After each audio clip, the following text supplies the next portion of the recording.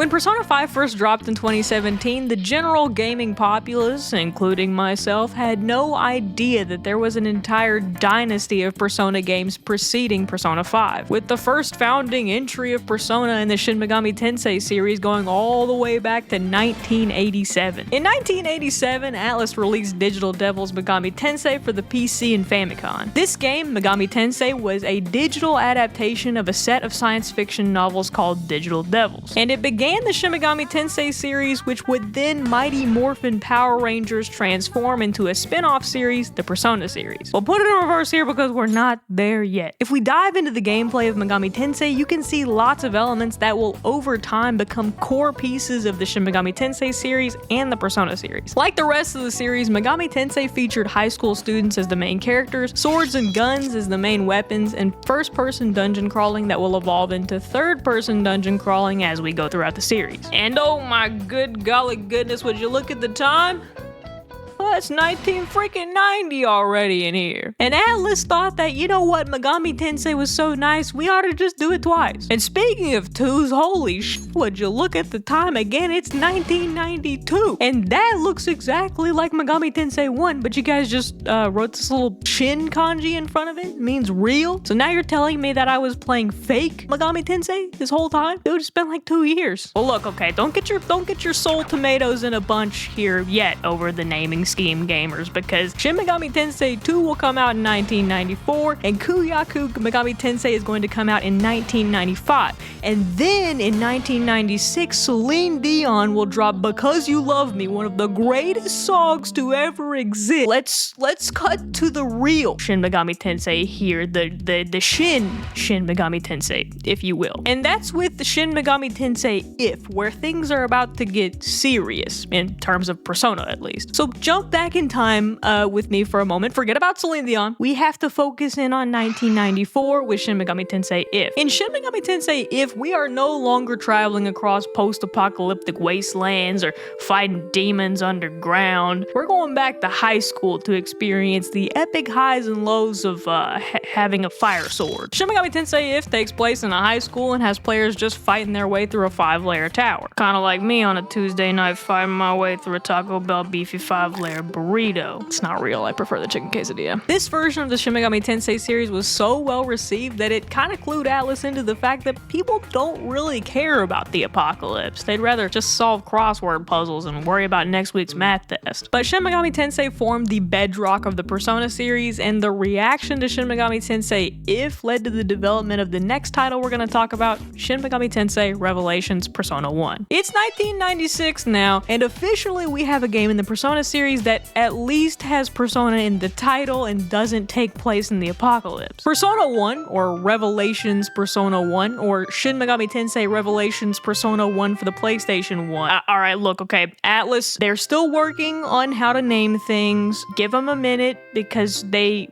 might maybe figure it out sometime. Not soon, but sometime. Persona 1's about a group of high school students all attending St. Hermelin High who play a game called the Persona game, which allows them to awaken to and later summon personas, a manifestation of their true selves. After playing that game, the Persona game, their town then turns into Demon Town, USA, Japan. The group have to fight their way through town to get down to the bottom of why demons are spawning like COD zombies. Persona 1's main story is absolutely insane, and I made a whole video about it. It recaps the full story of Persona 1, including the Snow Queen route, and may or may not also spoil a major character death in the movie Transformers Dark Side of the Moon. Or maybe it doesn't. I honestly can't remember. If you're a Persona fan and you think 3 through 5 are crazy games, just try taking a hit of the earlier Persona games and but let me know what you think. Personas 1 and 2, they are wild. Real ones, no. Do be advised though, if you do go to click on or watch any of the recap videos on this channel, I do spoil the massive majority, if not all, of these games by recapping them. So if you want to check them out yourself, do not watch the recaps. But in Persona 1, you play as the protagonist Naoya, and you control the other characters in turn-based combat. Dungeons are first person, and enemy encounters are random. But battling with your little guys, your party members, is pretty much the same as the other Persona games, and you can attack with your Persona, melee weapon, or a gun. In this game, you can also talk to the monsters to try and extort sort them for items or make them a part of your team, and even go over to the Velvet Room where, dude, I know this guy, it's Igor, come here, look at him. Here in the Velvet Room, you can fuse personas, and Belladonna is absolutely laying it the down. She just does that, I don't know. They don't even pay her. She just comes in and does it. Igor and the Velvet Room will become staples of the Persona series, and we'll see y'all in the next game. Stay chillin'. What's not in Personas 1 and 2 that will be added on later, starting with Persona 3, is the Confidant or Social Link system. Persona 1 and Personas 2 and 2 again were also plagued with port issues and is part of the reason why many fans only know 3 through 5. The team localizing the Persona 1 port thought it would be too Japanese for North American or European audiences, so a lot of the names were changed, and the Snow Queen segment of the game was also removed from the original localization. But the 2009 PSP port of this game stayed truer to the original version and added the Snow Queen segment back in. But that's Persona 1, and if you thought the naming scheme was already crazy, if you thought it was already a little bit cuckoo bananas, well, fasten your seat buckles because we're heading into Persona 2, which might be named that way because it's the second game in the Persona series, but it also might be Persona, there's 2 games, so just hold on. Two Persona 2s here, don't mind us, just guys being Persona 2. So there's Persona 2 Innocent Sin, and there's Persona 2 Eternal Punishment, which both sound like they could be put up on a billboard outside a small southern church, like, one small innocent sin, get ready for eternal punishment in hell. You may play Persona, but how well do you personally know your Lord and Savior JC Jesus Christ? For Persona 2, let's start in 1999 with Persona 2 Innocent Sin, or Persona 2 the first one. Persona 2 the first one was originally released on the PS1, but that version never made it to Western countries. It instead eventually came over as a version for the PSP, but that version had some, shall we say, interesting localization choices. Why would that have been? Well, it's Hitler. It's actually a resurrected zombie Hitler and his army of zombie demon Nazis and also demon mecha robo Nazis that are back to try and take over the world. And if that sounds crazy to you, that is barely tickling the surface of the layers, the lasagna cheesy 15 layers of crazy that is Persona 2 Innocent Sin. If you are interested in peeling back these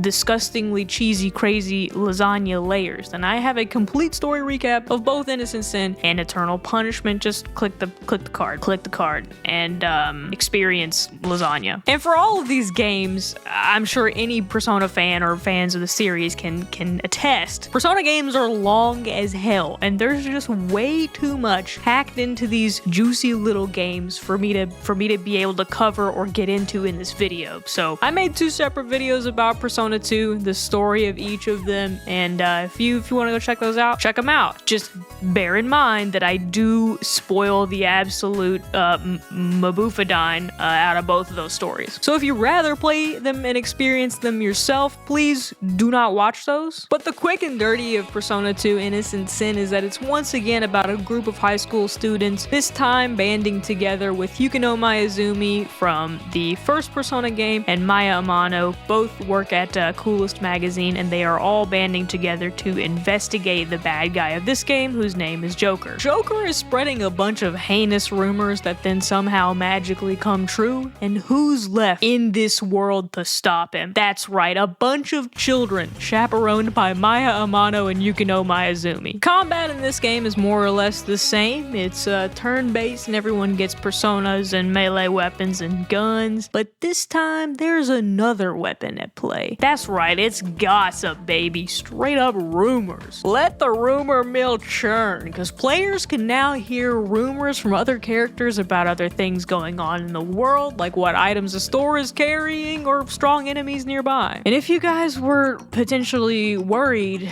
a little bit about Hitler being in this game, well, have no fear, because in the PSP release of this game, he's been completely renamed and disguised, so you will have no idea. No one will ever know. Hey now, wait a dadgum minute. Who just stuck sunglasses on Hitler and called him the Fuhrer? I don't know that this is... I'm not really confused about who this is. It's still... Okay. Alright, you know what? In the PSP version of Innocent Sin, there's also a fun little quest that references Shin Megami Tensei which, if you remember, was the very first Persona-esque entry in the franchise. There's also plenty of reoccurring characters from the previous games in Persona 2 and Persona 2 again. Characters from Persona 1 play major roles, and characters from SMT If also feature as well. This is of course in direct juxtaposition to what we've come to know in the later Persona games 3, 4, and 5, where the events of these games aren't as connected, and even the way characters connect with their true selves via their persona and investigate the weird otherworldly shit that happens is completely different from game to game. Except, hold up, stop what you're doing. That poster right there in Shibuya, that's Rise, man. She fucking made it. Let her pull the fucking fire alarm. Okay. Enough about Persona 2 Innocent Sin. It's time to get into Persona 2, the second one. Persona 2 Eternal Punishment kicks off just a few months after the end of Persona 2 Innocent Sin. It's the exact same setting, except this time Maya, a protagonist from Innocent Sin, is the main character in Eternal Punishment. And this time in the localization department, Eternal Punishment kind of gets the opposite treatment. Eternal Punishment gets a Western release for the PlayStation 1, but not for the PSP, which is the opposite of how it went down for Innocent Sin. However, there was a Japanese release for the PSP in 2012, which was then translated by fans in 2022. But Maya Amano is our protagonist for Eternal Punishment, and she's the only hard-hitting journalist I know with a keen eye for the truth and heart-shaped boob patches on her boobs. That is, of course, other than, J.K. Simmons' portrayal of J. Jonah Jameson in the only Tom Holland Spider-Man movie I've ever seen. Gotta say though, it's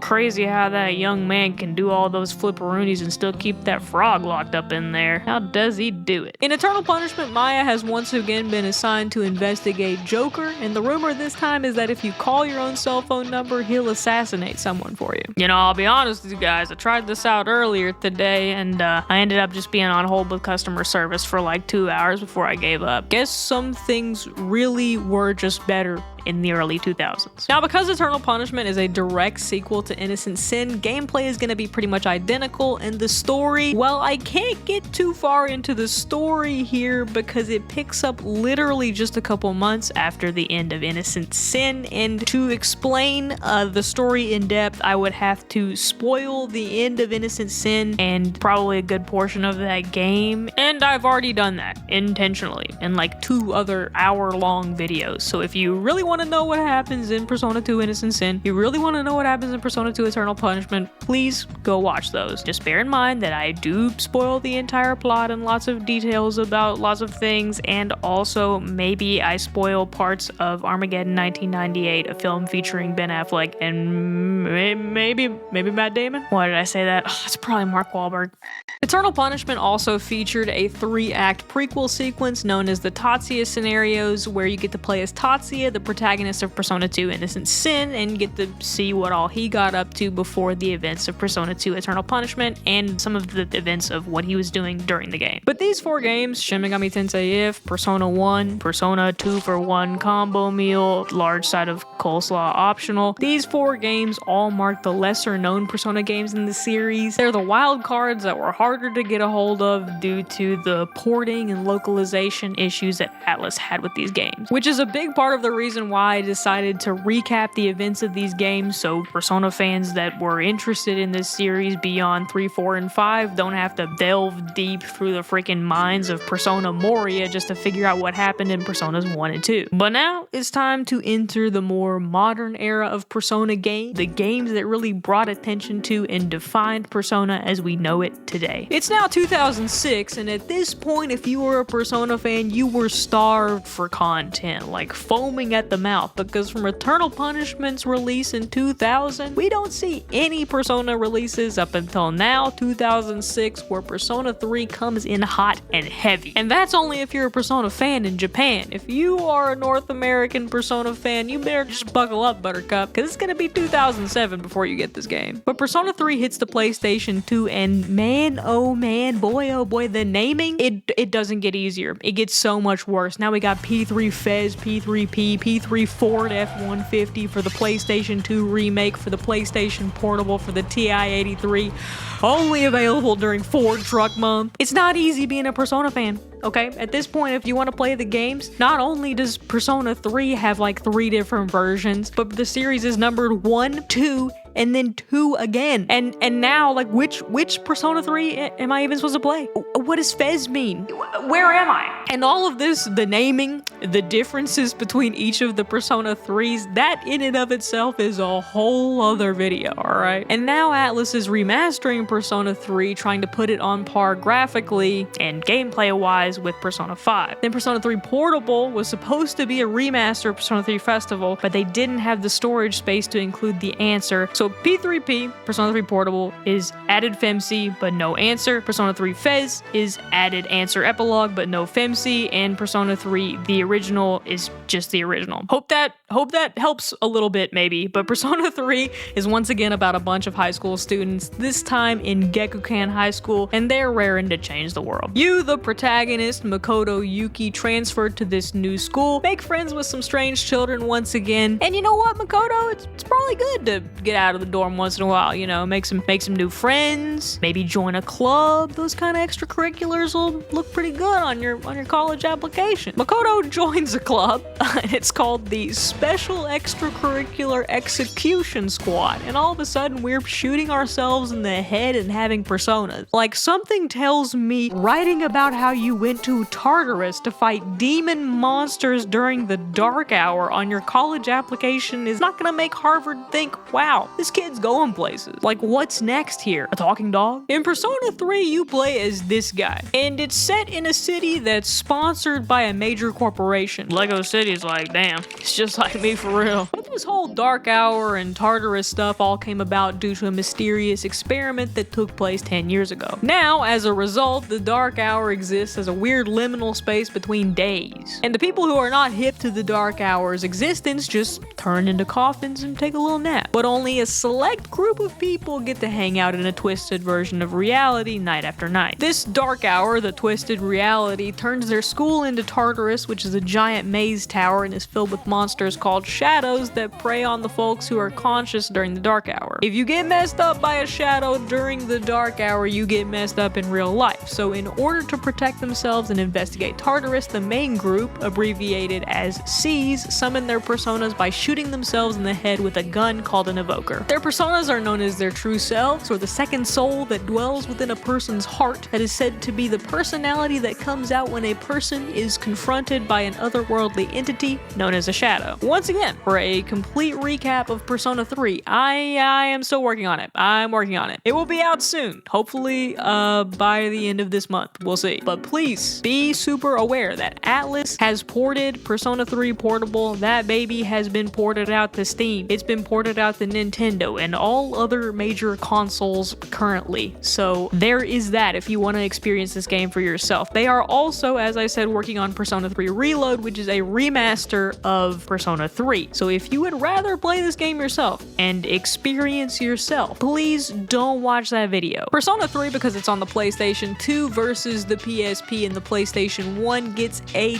Texas-sized boost in not only visuals but also gameplay and combat. However, you can no longer directly control your party members' actions. They're all left up to AI unless you're on the PSP version. Another big change is the addition of Shuffle Time, which can occur after battles, and in Shuffle Time you get to pick amongst a number of different bonuses like extra money or experience gained from battle, or even get a shadow or persona to join your team. And the cherry on top of it all, man, you get to hang out with Igor again, dude. God, he is so swagged out. Look at that little guy. Look at him. Igor just looks like the type of guy to give you some insane lore once you go out and have a couple of brewskis with him. He would tell me the secret of the universe. And he would also probably tell me that his favorite breakfast when he was growing up was an ice cold bottled Dr. Pepper and a jumbo gas station honey bun. But after our few initial couple casual brewskis, me and Igor would then go to a karaoke bar where we would end the night with a incredibly serious, surprisingly deep,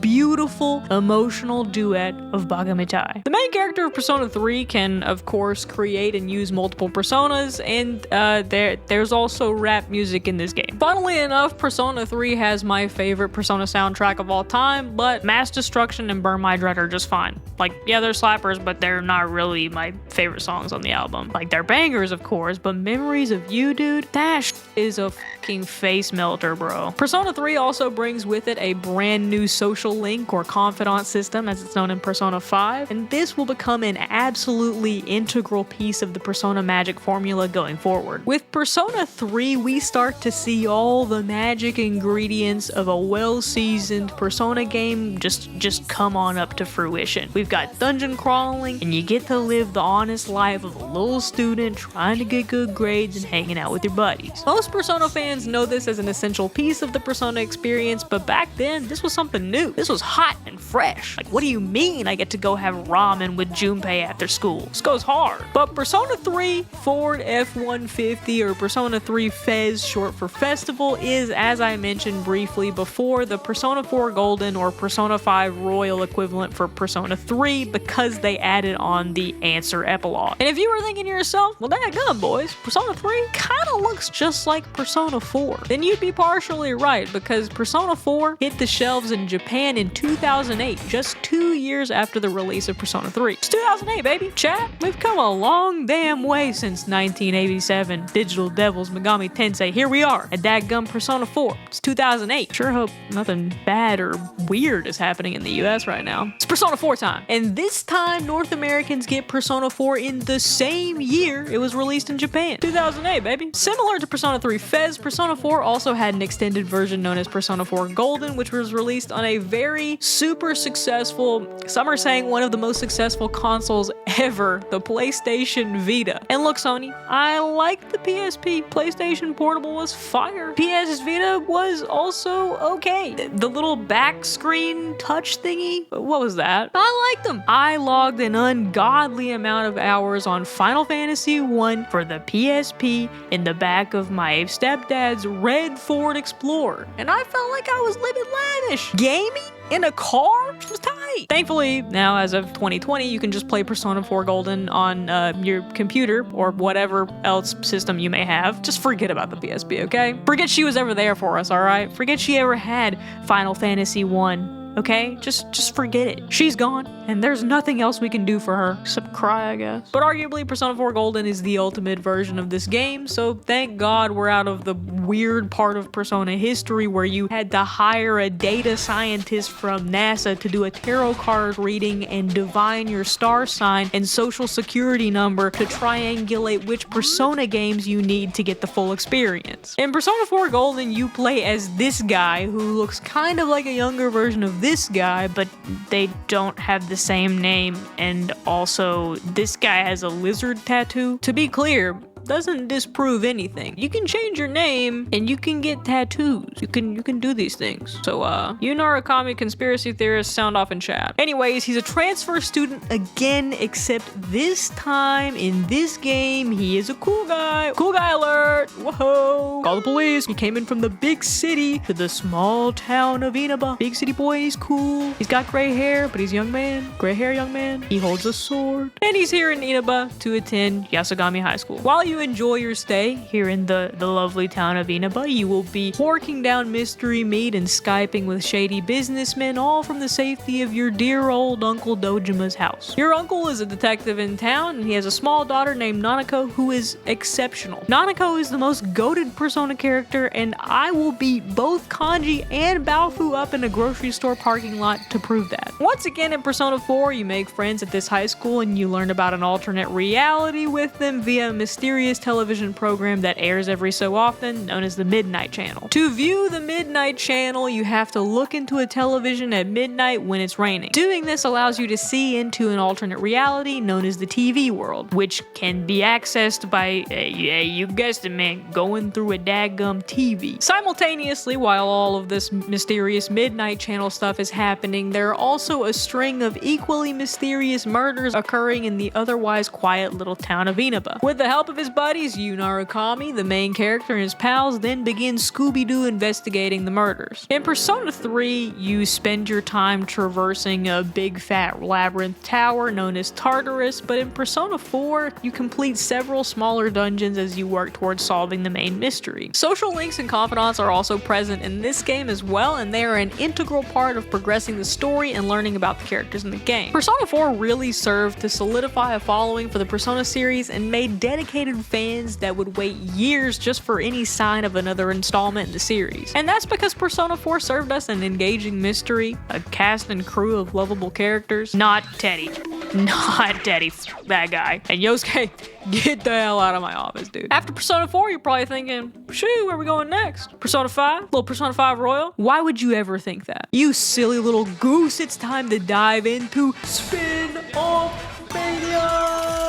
Why make a whole new entry in a series of games when we could have like a billion spin-offs in dancing games? You answer me that right now. There's no good answer. I won't take any of your answers. Because while you nerds are playing Persona 5 Royal or whatever the hell stupid actual Persona game. Garbage, I tell you. While you guys are playing that nonsense, guess what? Me and Nanako are over here riding solo with Star Wars Persona Dance Dance Revolution for the Xbox Kinect. More on that one in a second. The first spin-off in Spin-Off Mania, if we go chronologically here, is going to be Persona 4 Arena and Persona 4 Arena Ultimax, which are arcade-style fighting games which were released in arcades in Japan first and were the first non-RPG entries in the Persona series. Next, we've got Persona Q for the Nintendo DS because Atlus loves making a cheeky little portable game. Persona Q features characters from both Personas 3 and 4 and is a throwback to the original first-person dungeon crawling experience from way back in the Megami Tensei times. This game is pretty fun and cute, and its soundtrack goes fucking insano style. So overall, it was pretty well received. Well received enough that bam, kablamo, some might say. Persona Q 2 was also developed and released in 2018 for the 3DS, this time even including Persona 5 characters since this followed the release of Persona 5 in 2017, but I'm mentioning it now and not later because it's Spin-Off Mania, baby, and we're trying to hit them all. Every last stop, if possible. I'm gonna forget some stuff. And that goes for this whole video. I'm just gonna forget some stuff and have it in your heart to forgive me, or no, that's totally fine. Either way you want to do it. Now, if you're wondering, in Persona Q and Persona Q2, how the characters are all able to meet each other and hang out without violently fucking up the timeline and messing the hell out of all the shit. Well, all the characters have their memories wiped after the events of the game, at least in Persona Q. I'm not sure about Q2. Except in Persona Q, a small loophole occurs because you're able to choose which main protagonist you want to play as, Makoto or Yuna Arakami. If you play as Makoto in Persona Q, then the story of Persona Q is told to him by Elizabeth as they stand in the Velvet Room, which means that Makoto remembers meeting the other characters and that Persona Q for him had to take place sometime during his game, Persona 3. But all of that is a topic for a completely different video, a spin-off of Spin-Off Mania, if you will. And if you want to learn more about the Persona timeline, just look up Persona Lore Iceberg, and one of the 45,000 videos with that name on that topic will probably pop up and mention this little paradoxical moment that happens in Persona Q. It's time for the dancing games. Persona 4 Dancing All Night is a rhythm game released for the PS Vita, and you dance as the characters to honestly some banging remixes of Persona 4 Golden songs. And I'll be 100% real with you, this version of Specialist from Persona 4 Dancing All Night, man, slaps in all the right places if you know what I mean. What did I mean by that? But everyone liked the Persona 4 Dancing spinoff. It was generally well received, probably because, I mean, it's just the cast of likable characters all doing silly little dance. But it was well received, so Atlus decided that hey, now every mainline Persona game gets a dance spin-off. Persona 3, Dancing in Moonlight. Persona 5, Dancing in Starlight. You get a dance spin-off. You get a dance spin-off. And actually, I'm down with it. I'm down with it because the soundtracks for these games are pretty tight. And I know that now at this point you're thinking dancing games? Dancing spin-off rhythm games? You know, what other nefarious things could Atlus possibly cook up more nefarious, more diabolical than that to milk every last dime out of this series? Like, there's no way they could top that. There's no way they could top dancing rhythm games. What else is there, you know? My friend, never underestimate Atlus's power to milk the Persona franchise for every last droplet. In 2013, Atlus released Persona 4 Pachinko machines. You know, the Japanese gambling game, Pachinko. It's like if a pinball machine and a slot machine had a baby, and then they gave you a pack of cigarettes, and it's also just really, really loud in there. I accidentally went into a Pachinko parlor when I went to Japan, and that's only a mistake you'll ever make once, okay? It traumatized me. Never again. Never again. But since the Persona 4 Pachinko was apparently well received, they did it again with Persona 3, and now there are Persona 5 slot machines. The gambling addiction you never saw coming. There's also been numerous cafe or meal tie-ins for the Persona series as well. Let's just take a look at this menu real quick. Yes, can I please order the Futaba spaghetti? And is it possible for me to get Morgana tots with that? Perfect. Awesome. Oh, comes with a free Joker Jack and Coke? Is it okay if I sub that out for the Phantom Baja Blast? As we exit spin-off mania here in Persona game history, but before we move on to Persona 5 and Persona 5 Royal and Beyond, I wanted to talk really quickly about the Persona 5 Imagining Project. The Persona 5 Imagining Project was a YouTube channel that posted what, at the time, seemed to be a full soundtrack and concept art for a would-be Persona 5 as early as 2012. This Imagining Project is a unique piece of Persona history and Persona fan history because it could probably never ever happen again. And that's because this wasn't some leaker leaking anything related to the actual Persona 5. It was really just a fan posting existing songs and posing them as dungeon themes or boss battle songs or what have you. However, what gave this Persona 5 Imagining Project a bit of credibility or legitimacy was the fact that these songs in the soundtrack were really good. And they were meticulously chosen, so much so that the songs actually did seem like a cohesive soundtrack for a Persona game. Heck, as I said in my video about music of Persona, half of the dungeon themes that were in this would-be Persona 5 Imagining Project were better than many of the Persona 4 dungeon themes like Castle and Sauna. However, though, the nail in the coffin for this Persona 5 Imagining Project was when we got the first hint of any official news about Persona 5. It pretty much debunked the entire theme of what the Persona 5 Imagining Project was pitching itself as. And on that YouTube channel releasing the soundtrack of Persona 5, there was never any actual gameplay shown. It was just edits of concept art ripped from existing art and songs once again ripped from existing artists. And as to why this phenomenon, this Persona 5 Imagining Project, could never be repeated and what the Persona 5 Imagining Project kind of symbolizes in regards to the overall history of Persona, well, there's probably no one on the internet today that would believe Atlus would just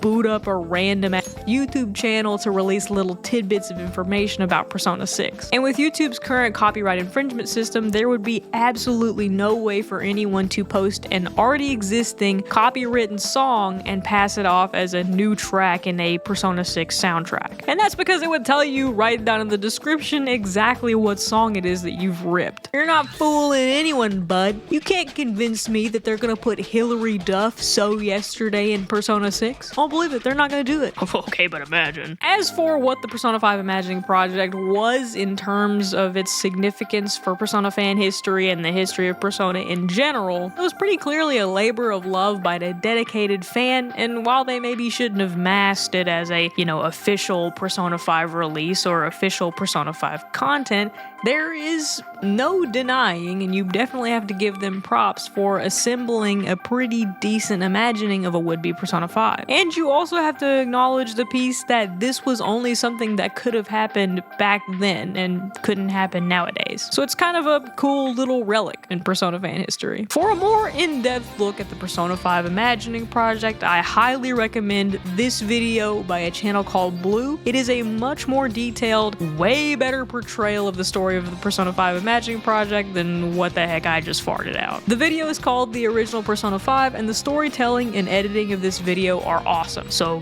please, if you're interested in the Persona 5 imagining project and want to learn more, check this video out. I will leave a link to it, of course, in the description for you guys to go and watch it. Meanwhile, in the court zone, we see niche internet micro-celebrity Courtney resting in her humble abode, reviewing the exquisite comments left by her many, numerous fans.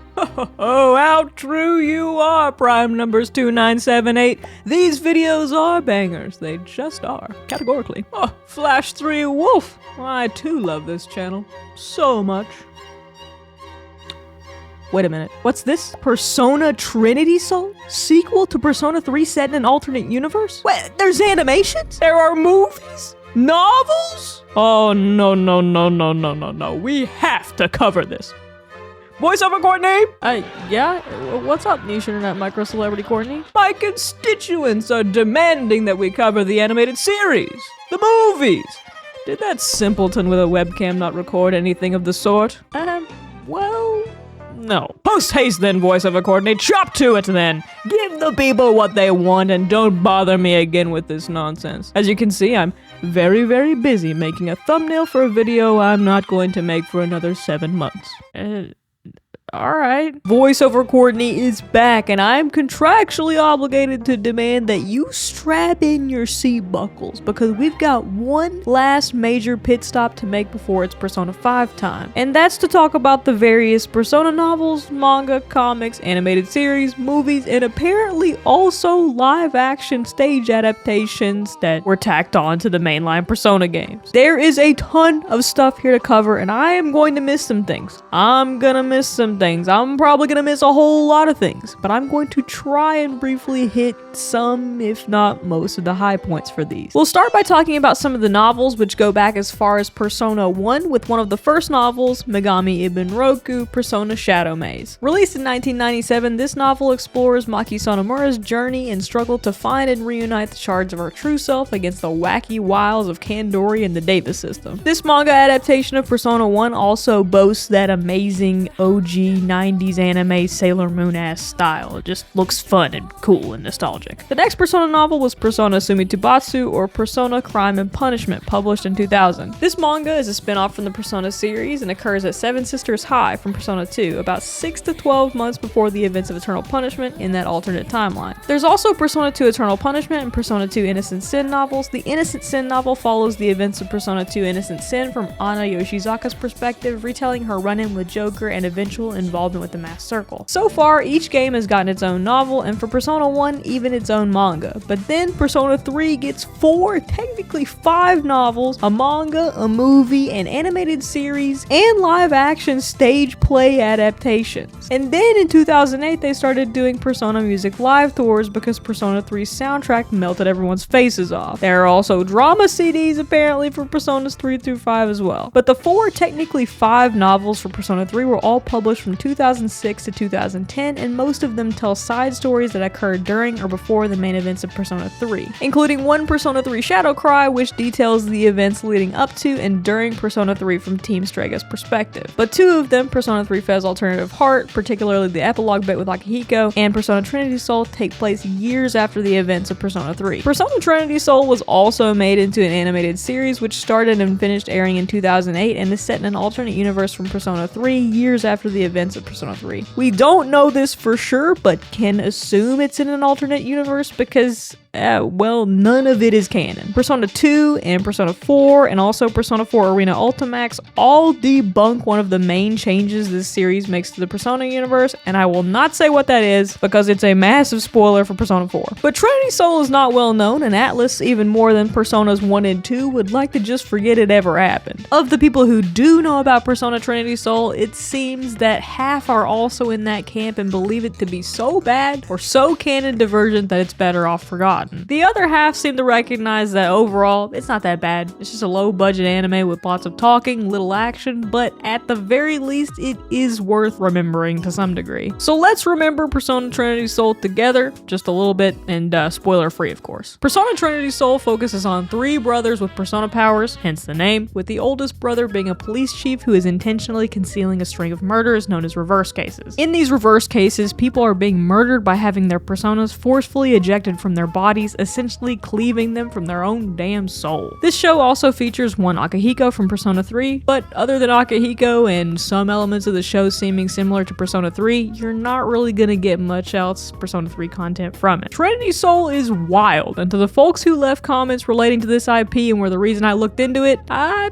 think I get it now. I am in the carpet like Chef Boyardee, and well, we're cooking, I guess. The song I'm referencing is called Burning Men's Soul, which musically is fresh and funky and sounds like it escaped the Persona 5 soundtrack, stopped doing drugs, and got an honest job as an accountant. But the lyrics sound like a good cool rap was funneled through Google Translate and ChatGPT one too many damn times. And that, without spoiling anything, is really all I have to say about Trinity Soul. Love it or hate it, it does exist, and if you'd like to learn more about it, I highly recommend you check out this video by Noble Absinthe called Persona Trinity Soul, The Forgotten Persona. There are some spoilers in this video though, so if you, for whatever reason, want to watch Trinity Soul for yourself, then don't watch that video until afterwards. Persona 3 also had 4 different stage plays, and Persona 4, Persona 4 Arena Ultimax, and Persona 5 also saw stage adaptations as well, which is insane. Imagine the things we Americans could accomplish if popular game franchises over here gave us more than just Ghost from Call of Duty on a Mountain Dew bottle. Persona 3 also received 4 movies, which in terms of Persona animated series, were pretty damn decent. With soundtracks done by the main man Shoji Meguro and generally good-ass animation, these movies are, well, what you would hope a Persona 3 movie would be. They managed to do a decent job at cramming 80 to 100 hours of good old Persona action into movie-sized molds and even do some of the characters like Shinji, Ken, and Junpei more justice than they received in the actual game. Some character introductions are rushed, some days are skipped, and some of the movies are definitely better than others, but overall, they're good. They're fine.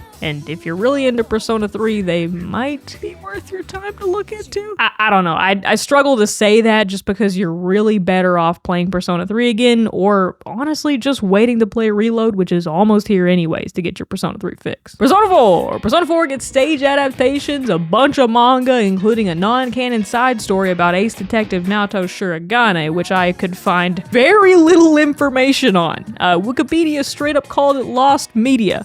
So there's that. There's also a manga all about Yosuke's life in Inaba leading up to Persona 4, a manga about the fog, and of course, the Persona 4 animation. The Persona 4 animation is fun, it's silly, and it's pretty well done in terms of visuals, especially when you consider the fact that they actually made the Persona 4 animation before those Persona 3 movies we just talked about. And in the Persona 4 animation, a Persona protagonist is, for the first time in forever, given a personality to embody and isn't treated so much as a blank slate like Joker in the Persona 5 animation and Makoto partially in the Persona 3 movies. The Persona 4 animation stays true to the characters' natures and fun vibe of their friendships with each other, sticks to the plot of the game, and even adds bits and pieces here and there that enhance the experience beyond just being a straight remake. It's good. Look, I know it's hard making good video game, movie, or show adaptations, and that's because there's something just so special and so intimate about playing a game, making choices, and getting to know the characters as someone who has agency in the story rather than as a third-party entity just watching things unfold in a TV show. And that's why, as much as I love games like Fallout New Vegas and Baldur's Gate, I'd never want to see a one-to-one movie or show adaptation of the games because it's impossible to adapt everyone's experience with those games into something cohesive. Now don't get me wrong here, I'm not saying that Fallout New Vegas or Baldur's Gate have no place in the movie or film adaptation realm. A film or show that takes place in that universe and takes its time respecting the world and the characters and the plots of of those games, but about a different character or story, I would totally be down for.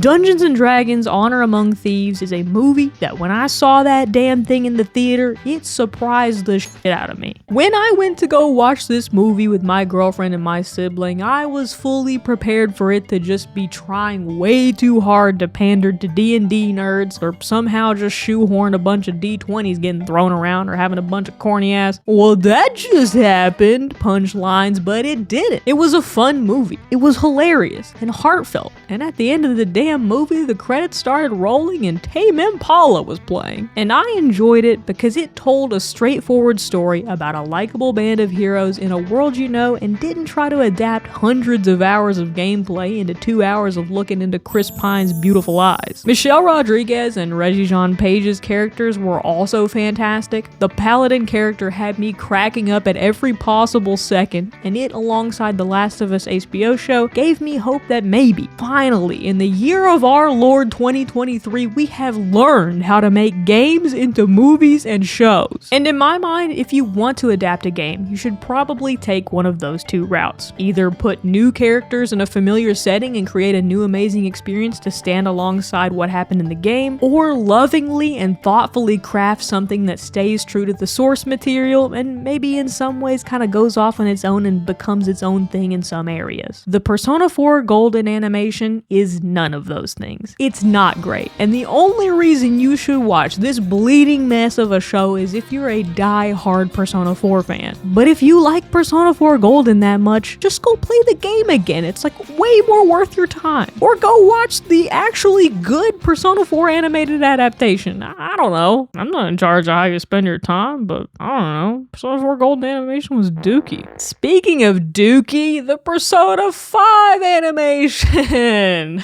Look, y'all. I love Persona 5. I love Persona 5. It was my first Persona game, so it goes without saying that I have a certain je ne sais nostalgia, as the French probably wouldn't say, about this game. When I see Persona 5, I see a little high school me getting absolutely sucked into the bombastic, stylish world of Persona 5, realizing that there could even be a game like this and never wanting it to end, until I actually did get to the end of the game and could not fucking finish this goddamn game fast enough because it is so fucking, it's so long. It's so long.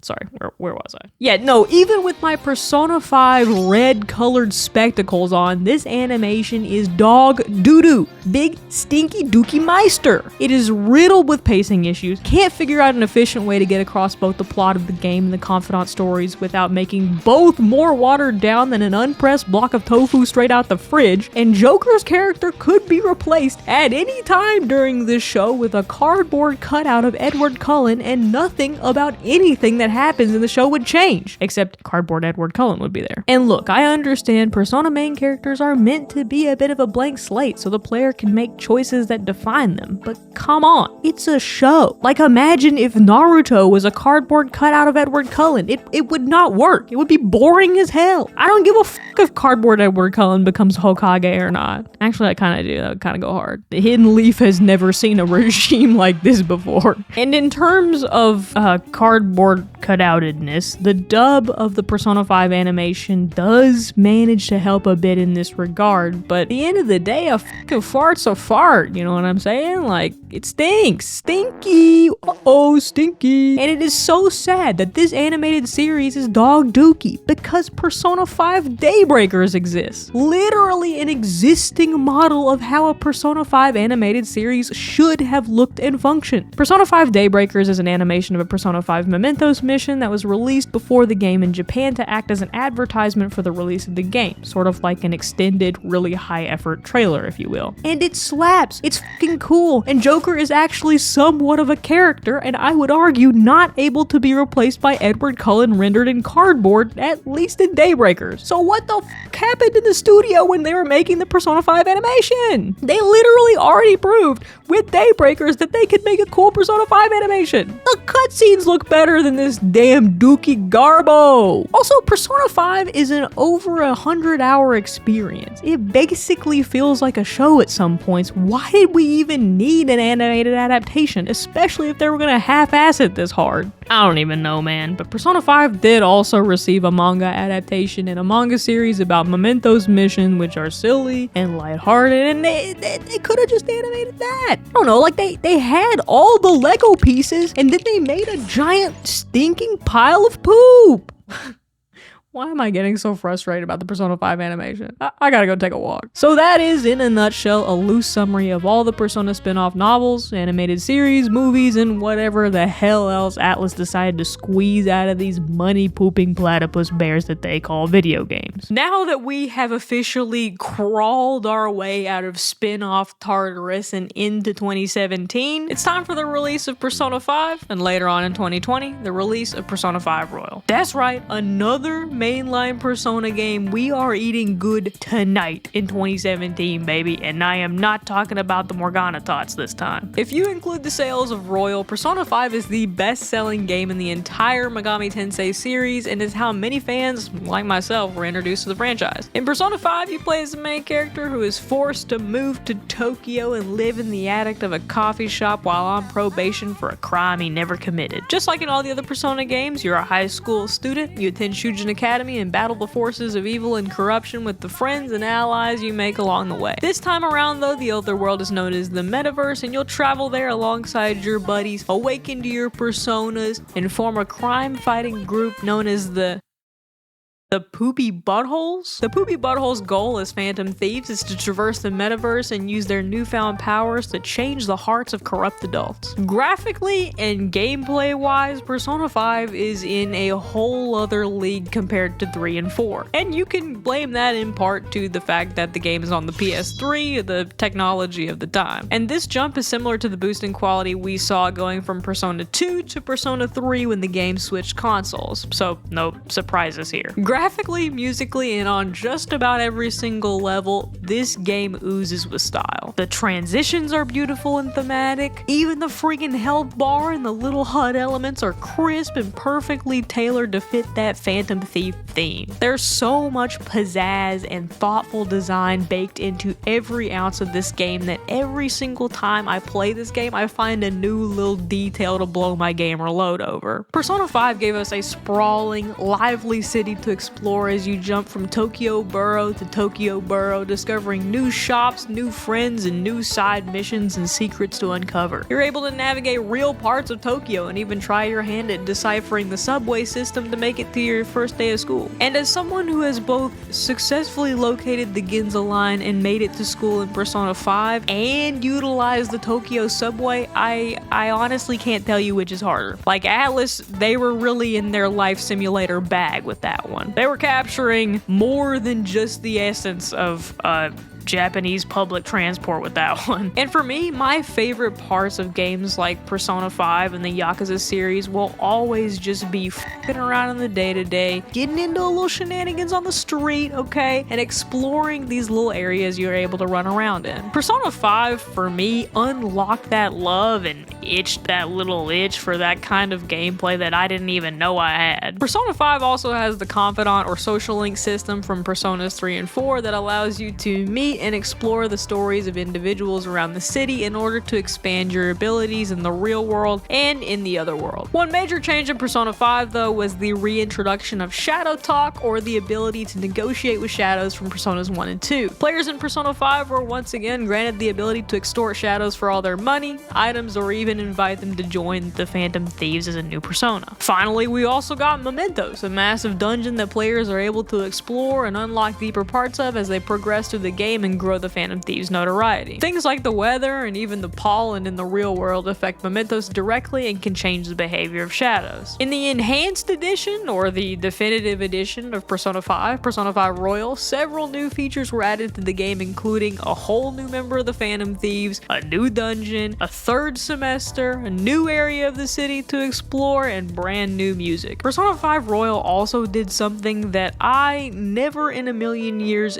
ever thought would be possible. impossible. It made me like Akechi Goro. Akechi's feral, insane personality during the third semester absolutely saved his character for me, and made me enjoy the ending of his arc about a billion times more. Previously, in the tier list, I would have thrown Akechi Goro in F tier without flinching, without blinking, but now, Royal made me like him a lot. That boy is crazy, and I love him for it. And while he still doesn't crack my top 30 Persona characters, okay, he still doesn't, alright, I gotta say, I don't hate him anymore. Hater status revoked for now. Next up, we have Persona 5 Strikers, which was a beat-em-up style hack and slash high roll warriors type spin-off, a first in the genre for the Persona series. For the combat in this game, you're able to chain your moves into combos and switch personas as Joker, although the selection of personas has been pared down significantly as compared to the sprawling library of personas you have access to in the original game. The story of Persona 5 Strikers takes place after the events of Persona 5, with Joker returning to Tokyo for summer vacation. After reuniting with his friends, they find out that another shadow world has opened and they can once again take up their Phantom Thief identities and kick some booty. The poopy buttholes are back. We are so back. This time though, palaces are known as jails, and their rulers are evil monarchs that the Phantom Thieves have to face down. As far as the life simulation aspect though, your days in Strikers are pretty much planned out for you. You can't choose who you'd like to spend time with or what to do in the blocks of time available, but you can complete a series of side quests that will allow you to become closer to your allies and grow your bond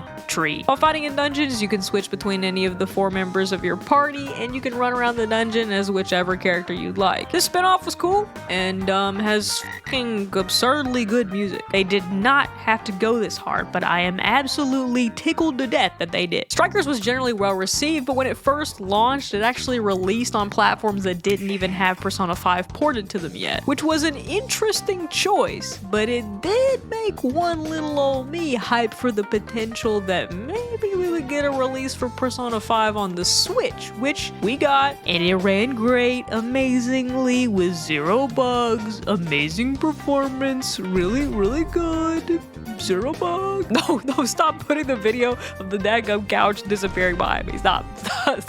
Go ahead. Really quickly, also want to mention Persona 5 X, which is a mobile game made by Perfect World Games. And also, at the same time here, also address Persona 5 Tactica, which was released pretty recently as well. But first, Persona 5 X is set in Tokyo with all new characters, but looks like it's going to stick pretty closely to the vibe of Persona 5. There's a cute little Morgana-esque owl guy, and the fucking Velvet Room is in an aquarium. Like, how sick is that? And the soundtrack for Persona 5 X seems like it's on par with other Persona 5 spin-offs, and it sounds like they took their time with it and created something unique for the game. Persona 5 Tactica. Dude, this has a fucking gorgeous looking menu first and foremost. Like, let's go ahead and get that out of the way, okay? Like, I'm gonna drool on the mic if I keep looking at this thing for too long. But the style is cute. I mean, it's literally just chibi little Persona 5 guys. Persona 5 guys. You want burger? Wait, no, Atlas. Dude, somebody give me Atlas's email right now. A Persona 5 and 5 Guys collab. Call it Persona 5 Guys, and then they can serve Big Bang burgers. They can serve like the Earth Burger, the Comet. Dude, get me on the line. Get me on the line with Atlas West right now. We're gonna figure some shit out. Anyways, the little chibi Persona 5 guys are really cute, and the combat is supposed to be like a turn-based, grid-based take on the traditional Persona combat system. So think of it like a XCOM or Fire Emblem-ified version of Persona combat, which I gotta say I'm 1000% down for. I love Fire Emblem, I love XCOM, and the chibi style is just, it's cute, but it's not the same as the Persona Q style. Like, it's clearly kind of developing its own thing as well. And it's definitely a change that enhances the concept for me. It's reminding me of the Mario Rabbids crossover games, which I think were surprisingly pretty good. I think most people ended up picking up that game just because the Switch's library was pretty limited when it first released, but we're kind of surprised that it was actually a fairly decent game. I mean, look, this remix of Beneath the Mask, on its own is enough of a sell for this game. Like, it's so damn cozy. It's cozier than a piping hot tea in a damn mug, alright?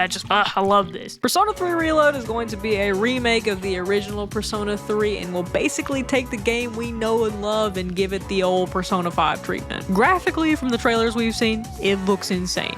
The menu and UI are just incredibly sexual, and the tracks they've added to the game's original OST are fire. I will, however, miss the random French lyrics from the original Changing Seasons, but I mean, you can't have your bread and burn it too sometimes, you know? It's what it is. But the game looks great, the gameplay looks fun, and the UI is just phenomenal. Like, it goes crazy, I'll be so honest. And you know, for the most part here, there's not really all that much there for them to fuck up just doing a straight up remake of Persona 3. Except, everything, and we'll get into that. But as long as they honor the source material and add to the experience rather than detract from certain confidant stories or OSTs, we should be fine. And I will eventually probably let go of the French thing. Not quietly though. Rest assured, not quietly. And Makoto's still here with his little classic jaunty step, although I will miss him being a small, short little polygon boy. And I would like to see Femce's route included and the answer eventually represented in this modernized release of Persona 3, just because the way to fully experience Persona 3 has been so unclear for fans for so long. I'm not saying it's necessary or that I'm,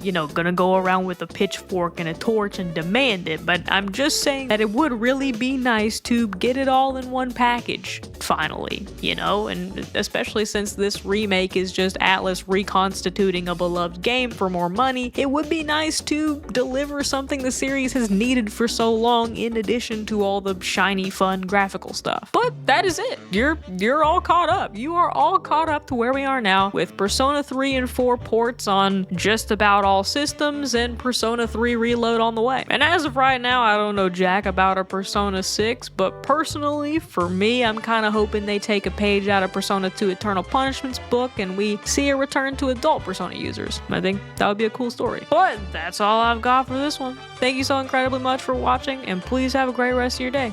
Goodbye now. Goodbye.